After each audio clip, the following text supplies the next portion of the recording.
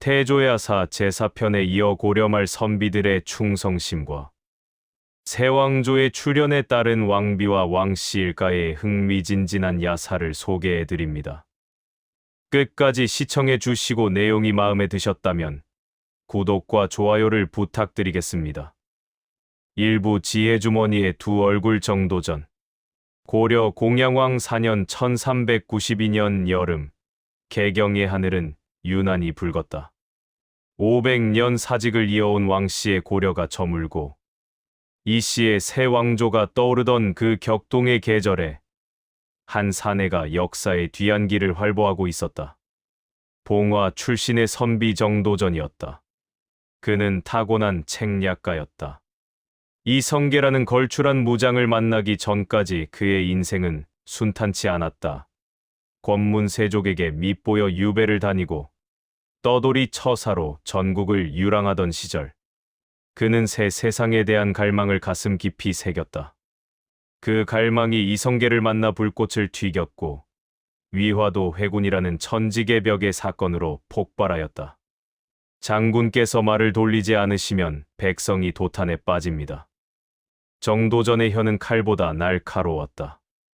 그는 이성계의 귀에 입을 대고 새 왕조의 청사진을 속삭였다. 역성혁명, 곧 성씨를 바꾸어 하늘의 명을 받는다는 논리였다. 이성계는 그 말을 따랐고 마침내 조선이라는 나라가 세워졌다. 그러나 정도전에게는 치명적인 결함이 있었다. 비상한 머리와는 달리 그의 마음은 좁고 옹졸하였다. 자신의 뜻에 조금이라도 어긋나는 자는 기어이 밟아버려야 직성이 풀리는 성정이었다. 고려의 충신들, 특히 학문과 덕망으로 이름 높은 선비들은 정도전의 표적이 되었다. 그 첫 번째이자 가장 억울한 희생자가 바로 도운 이승인이었다. 이부 사문의 비극 이승인의 죽음. 고려 말 세상 사람들은 세 명의 선비를 사문이라 불렀다. 포은 정몽주, 목은 이색, 그리고 도운 이승인이 그들이었다. 숨을 은 자를 호에 담은 것은 우연이 아니었다. 세상이 어지러울수록 뜻있는 선비는 몸을 숨기는 법이라는 일종의 시대적 고백이었다. 포은 정몽주는 선주교의 피로 충절을 증명하였고, 목은 이색은 풍전등화 같은 처지에서도 끝까지 고려의 신하임을 자처하였다. 도운 이승인 역시 마찬가지였다. 이승인은 글솜씨가 빼어나기로 이름이 높았다. 명나라의 사신으로 다녀올 때도 그의 문장은 중원의 선비들을 감탄하게 만들었다. 그런 그가 정도전에 눈밖에 난 것은 어쩌면 그 탁월함 때문이었는지도 모른다. 두 사람은 어린 시절 이색의 문화에서 함께 공부한 사이였다. 그러나 시간이 흐를수록 둘의 길은 갈렸다. 이승인이 고려의 충절을 지키려 할 때 정도전은 새 왕조를 향해 달려가고 있었다. 이 엇갈린 행보는 결국 돌이킬 수 없는 원한으로 굳어졌다. 저자는 살려두어서는 안 됩니다. 정도전은 이성계에게 이승인을 죽여야 할 이유를 설명하였다. 그 이유가 무엇이었는지는 역사서마다 조금씩 다르게 기록되어 있다. 어떤 기록은 이승인이 고려 부흥을 도모하였다 하고, 어떤 기록은 단순히 정도전의 개인적 미움이 원인이었다고 한다. 진실이 무엇이든 결과는 참혹하였다. 이승인은 1392년 조선 건국 직전에 곤장을 맞아 숨을 거두었다. 배움의 동문이자 한때 벗이었던 정도전의 손에 의해 꺾인 삶이었다. 세상 사람들은 수군거렸다. 저리도 비범한 문장가를, 저리도 뛰어난 선비를 고작 옛 원한으로 죽였단 말이냐.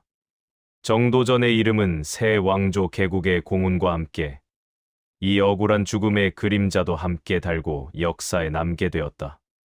삼부 왕씨의 비극 바다에 잠긴 500년 왕조, 새 왕조가 들어서자 태조 이성계와 정도전 앞에 불편한 숙제 하나가 놓였다.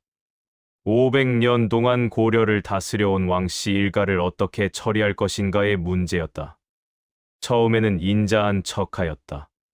고려의 마지막 왕 공양왕은 왕위를 내놓은 뒤 강원도 삼척으로 유배를 갔다. 왕씨들은 전국으로 흩어졌다.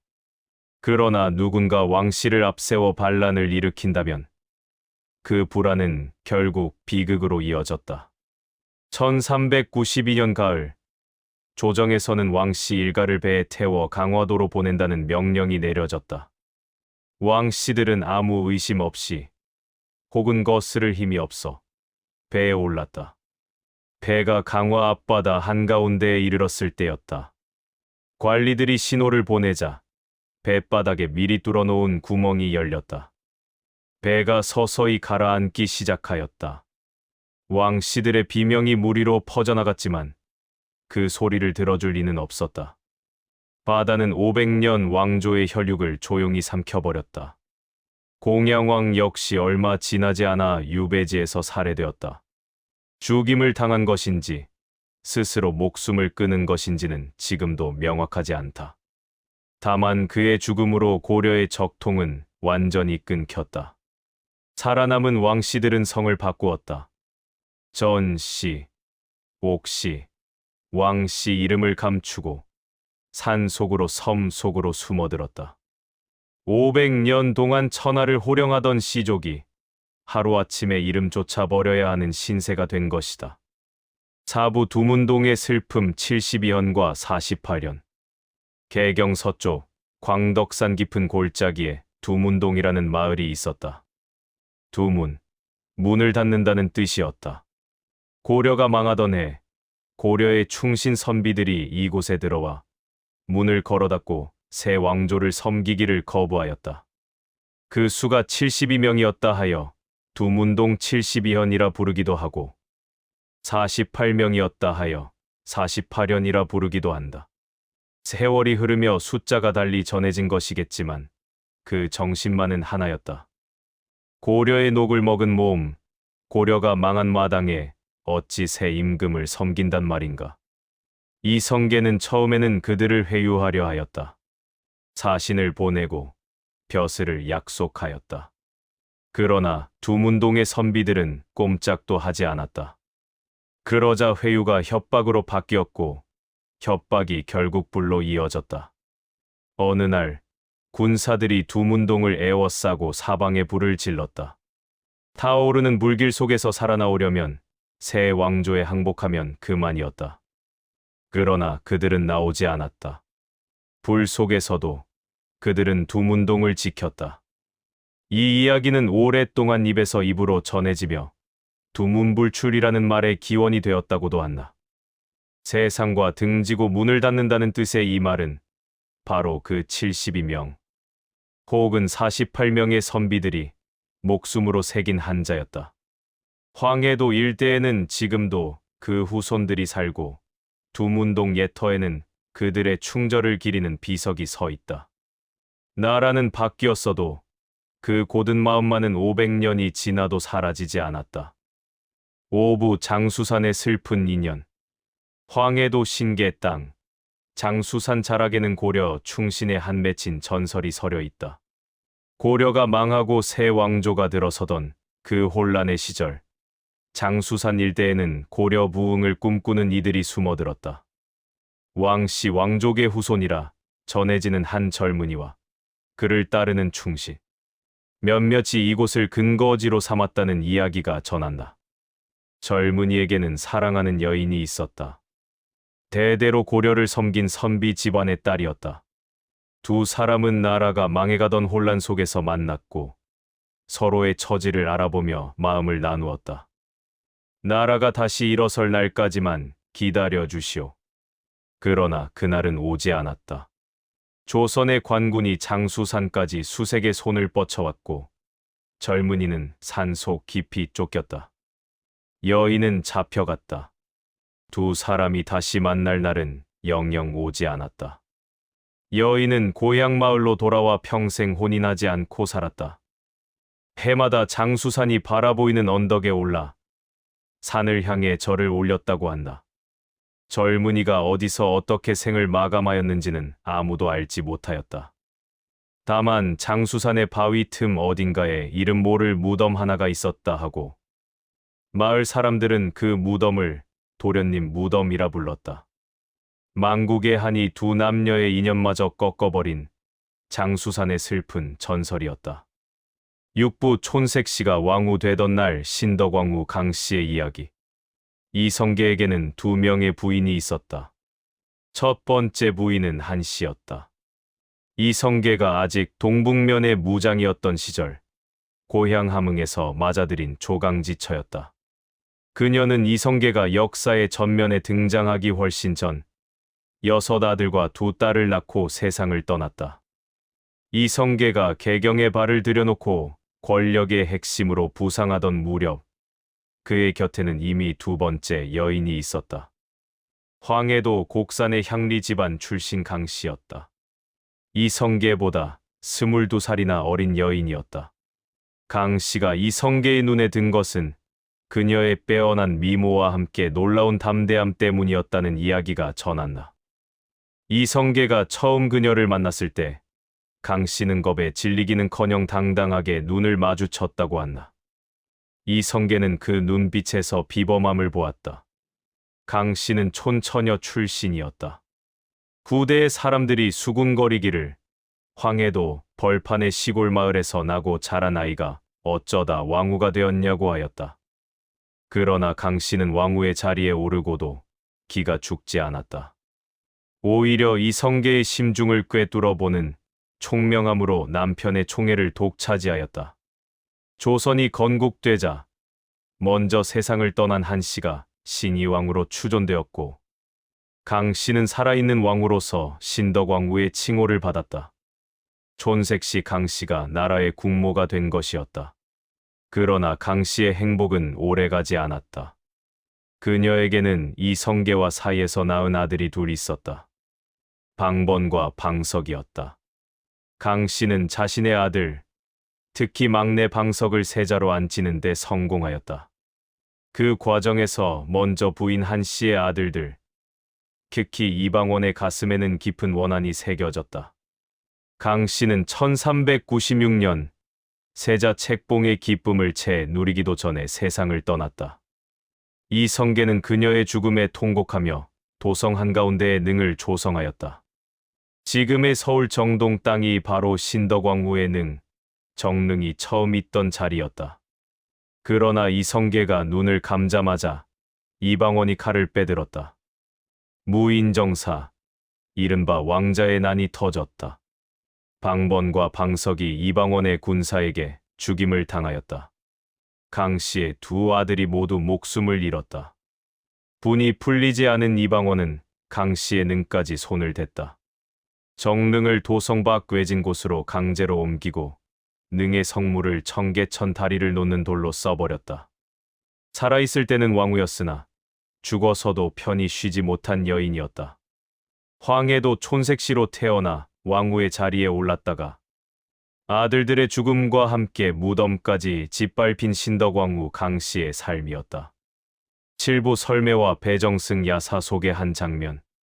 새 왕조의 뒤안길에는 이름 없는 사람들의 이야기도 숨어 있었다. 설매라는 이름의 기생이 있었다. 그녀는 개경에서 한양으로 도읍이 옮겨지던 그 혼란한 시절 술자리와 연회 자리를 떠돌며 이 나라 저 나라 권세가들의 흥을 돋우어 주던 여인이었다. 설매에게는 마음을 준 사내가 있었다. 세간에서는 그를 배정승이라 불렀다. 조선 초기 재상의 반열에 올랐던 인물로 벼슬도 높고 학식도 넉넉한 사대부였다. 야사에 따르면 배정승은 설매를 각별히 아꼈다. 기생이라는 신분의 차이에도 불구하고 2 사람 사이에는 단순한 풍류 이상의 정이 흘렀다고 전한다. 설매는 재주가 출중하였다. 노래와 춤은 물론 시를 지어 화답할 줄도 알았다. 배정승은 그런 설매를 눈 속의 매화라 불렀고 설매는 그 이름을 자신의 이름으로 삼았다. 그러나 권세 있는 사내와 기생의 인연은 오래가기 어려운 법이었다. 배정승의 집안에서 회방을 놓았고 조정의 눈길도 곱지 않았다. 결국 2 사람은 헤어져야 하였다.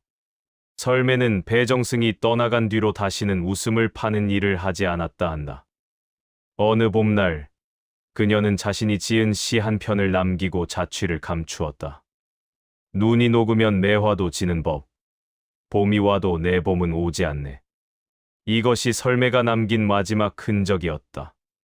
그녀가 어디로 갔는지, 배정승이 뒤에 어떤 심정이었는지는 야사에도 기록되지 않았다.